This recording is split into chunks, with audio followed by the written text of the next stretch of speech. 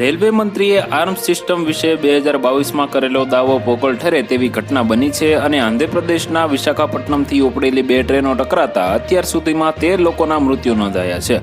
50 લોકો ઘાયલ થયા છે. કેટલાકની સ્થિતિ ગંભીર હોવાથી મૃત્યુઆંક વધી શકે છે.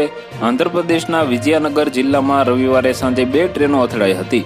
આ અકસ્માતમાં 9 મુસાફરોના મોત થયા હતા, જ્યારે આજે સવારે મૃત્યુઆંક વધીને 13 થયો હતો. રેલવેના જણાવ્યા અનુસાર વિશાખાપટ્ટનમ પલાસા પેસેન્જર ટ્રેનને વિશાખાપટ્ટનમ રાયગડા પેસેન્જર ટ્રેને પાછળથી ટક્કર મારી હતી. ઈસ્ટ કોસ્ટ રેલવેના CPRO વિશ્વજીત સાહુએ જણાવ્યું કે આ અકસ્માત માનવીય ભૂલને કારણે થયો હતો. પાછળથી આવી રહેલી વિશાખાપટ્ટનમ રાયગડા પેસેન્જર ટ્રેનના ડ્રાઈવરે સિગ્નલને ઓવરશીટ કર્યું છે, જેના કારણે ટક્કર થઈ છે.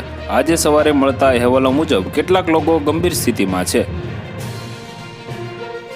તો વધુ માહિતી મેળવવા માટે ચેનલ સાથે જોડાયેલા રહો. વિડીયો પસંદ આવે તો લાઈક કરી દેજો. ચેનલમાં નવા છો તો સબસ્ક્રાઇબ કરી દેજો.